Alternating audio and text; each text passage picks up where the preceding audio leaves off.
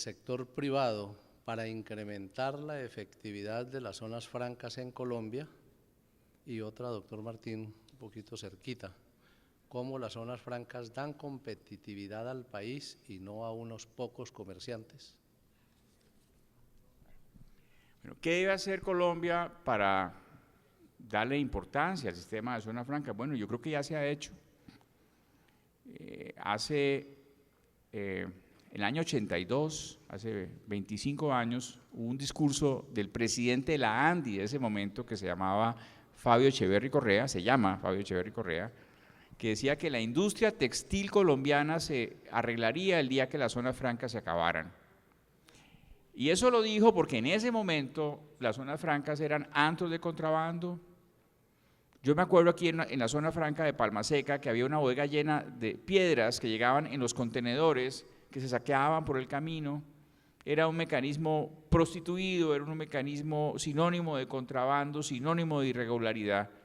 Y a partir de 1991, en que se le dio el manejo privado, el manejo de las zonas francas al sector privado, donde hay un operador que responde con su sangre y con su patente por la buena operación de las zonas francas, de tal manera que si la mercancía se pierde, el Estado no pierde, sino es el usuario operador el que responde al Estado. Esto ha cambiado tanto para las nuevas zonas francas que promovió el sector privado como para las antiguas zonas francas que eran públicas, pero cuya administración se le dio al sector privado. Y unas y otras han hecho un impecable manejo y han producido un reestatus del mecanismo de la zona franca a nivel nacional.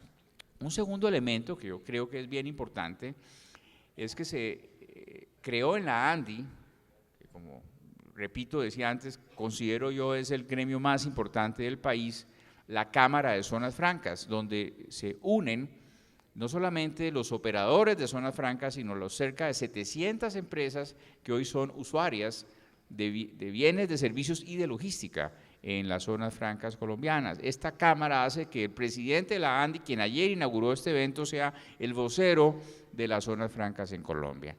Y el tercero es que se ha creado una conciencia que hoy en día está en la boca del presidente de la República, del ministro de Comercio Exterior y de los altos funcionarios de gobierno y de Prodesport, de que las zonas francas son un instrumento de competitividad nacional para atraer proyectos, para atraer inversión, para generar empleo, pero sobre todo para competir contra el mundo.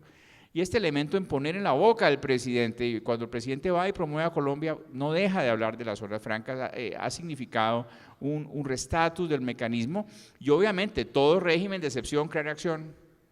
Eso es elemento fundamental. Todo régimen de excepción en el mundo crea reacción en la medida en que la reacción se neutraliza porque se puede demostrar que los empleos, el beneficio y el bienestar que crea la excepción es mayor que la diferencia de la excepción en sí.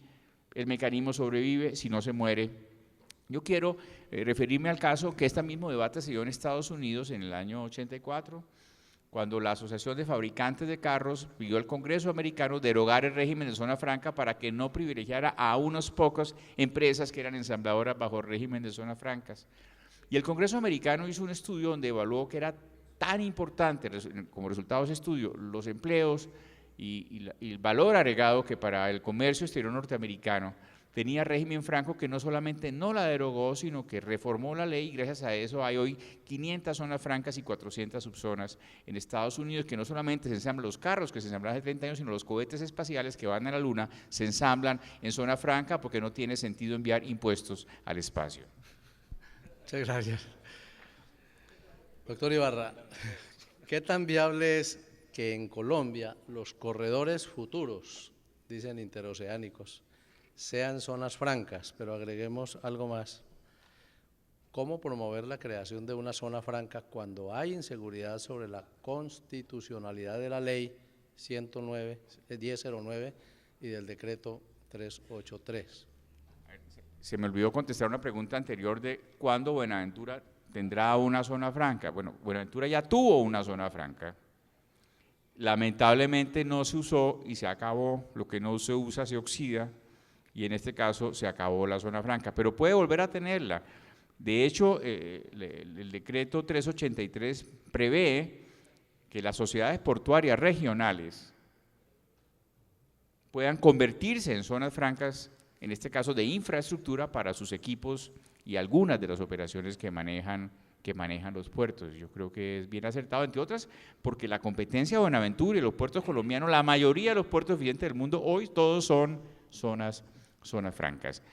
El segundo elemento, las otras dos preguntas que se nos hacen es si los corredores pudieran ser zonas francas, pues si son corredores aislados del país, claro que sí. Por ejemplo, el canal de Panamá y el ferrocarril paralelo al canal de Panamá son zona franca. Si aquí mañana hiciéramos un corredor interoceánico entre el Atlántico y el Pacífico, pues no veo por qué no pudiera ser declarado como zona franca. Y lo tercero, sobre la constitucionalidad de la ley, yo no creo que la ley sea inconstitucional, yo creo que la ley es totalmente constitucional, porque en primer lugar fue presentada por el Ejecutivo, en segundo lugar cumple con la forma de una ley marco, que es como la Constitución colombiana prevé que se comparten las funciones entre el Legislativo y el Ejecutivo, el Legislativo que prevé los marcos generales a los cuales debe sujetarse el gobierno para regular el comercio exterior y las aduanas, en este caso en zonas francas, y el Ejecutivo que desarrolla mediante un decreto, en este caso el 383, la legislación específica de zona franca. Yo creo que son totalmente legales y admitirían cualquier consulta o demanda la constitucionalidad de la ley y el decreto. Es más, se permiten contratos de estabilidad jurídica para usuarios de zona franca. Ya hace un mes fue firmado el primero de un usuario de zona franca de Barranquilla, quien tiene contractualmente asegurado su régimen, aún se carga o modifique en la ley en el futuro, por 15 años las condiciones que le da el régimen franco. Sí, muy buena la aclaración. Yo creo que la palabra constitucionalidad debió haberla cambiado por estabilidad del ejercicio de la ley, de la norma, en fin. Pero ya se va a estabilizar. Hay una buena pregunta aquí, doctor Martín y doctor Barceló. Háblenos de la integración suramericana y las zonas francas. Marcel, por favor. Bueno, supongo que tendríamos que hacer otra conferencia de 2 o 3 días para hablar del tema, pero tratando de reducir. Ayer asistimos a la presentación bastante detallada de nuestro amigo Ruibal sobre todo los corredores interoceánicos y cómo eso se inserta en el proyecto IRSA, que en definitiva es un acuerdo entre los presidentes de toda Sudamérica sobre la integración sudamericana.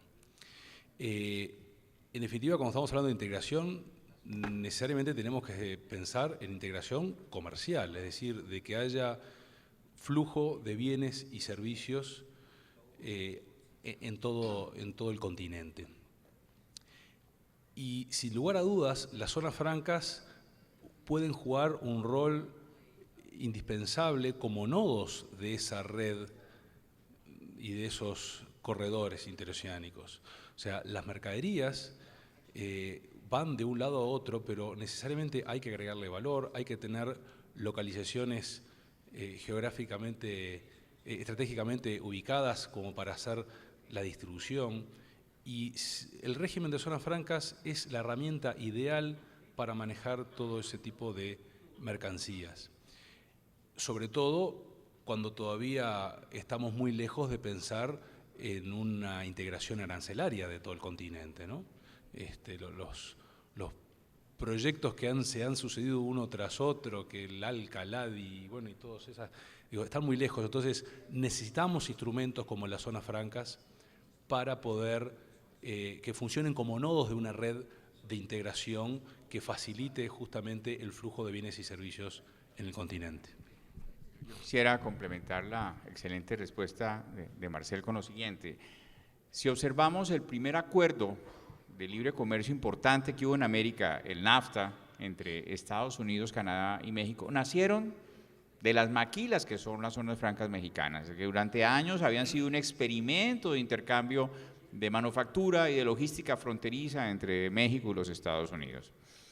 Y hoy, 15 años después, podemos observar el impresionante instrumento de integración hemisférica que pueden ser las zonas francas. Por ejemplo, mientras Colombia tiene el TLC, pudiéramos terminar nuestras materias primas en Centroamérica para llegar, en esos países que ya tienen zonas francas al mercado americano sin impuestos. El día que tenga Colombia TLC, podemos invitar a nuestros amigos venezolanos, no creo que Venezuela tenga TLC con Estados Unidos, por lo menos no muy rápido. Podemos invitar a nuestros empresarios venezolanos a que ese aluminio, a que esa petroquímica, a que esos plásticos que se hacen en Venezuela se transformen en las zonas francas colombianas y lleguen al mercado norteamericano. Recordemos que nosotros simplemente con las normas de origen, con un 35% de valor agregado, en Colombia entramos a Estados Unidos sin impuesto. Entonces el producto puede ser 65% argentino, uruguayo, venezolano o brasileño, países ninguno de los cuales tiene TLC con los Estados Unidos, y con un pequeño proceso de transformación pudiéramos llegar sin impuestos esos países a través de Colombia hacia el mercado norteamericano. Y sin duda, en materia de logística, pues creando centros logísticos en América Latina, pues podemos integrar y acercarnos mucho más en los procedimientos que hoy en día nos separan. Bueno, muchísimas gracias. En nombre de la ANDI y del Comité de Logística, realmente nos sentimos muy complacidos y les damos unas gracias especiales al doctor Barceló y al doctor Ibarra por estos magníficos aportes que nos invitan realmente a reflexionar, a motivarnos y a hacer que este Valle del Cauca completo y el suroccidente colombiano sea mañana la gran zona franca, la gran zona logística y un corredor que le brindemos al mundo entero para su desarrollo. Muchas gracias. Igualmente, les hacemos entrega de un presente. Doctor Ibarra, usted, muchas gracias. Agradecemos una vez más a los doctores Barceló e Ibarra su participación en este Congreso Internacional de Gerentes de Logística. Cuando regresemos, después del almuerzo, los invito a hacer un recorrido por la muestra empresarial y al regreso el doctor José Gilberto Gómez nos compartirá su experiencia con la logística en Chile. El almuerzo es una invitación de la Sociedad Portuaria Regional de Buenaventura y a las 2 de la tarde estaremos de regreso, puntualitos, para reiniciar nuestra jornada académica. Les recuerdo que es en el piso 15 del almuerzo solamente, y a las personas que tienen todavía en su poder los audífonos de la traducción simultánea, por favor hacer entrega de ellos a la salida.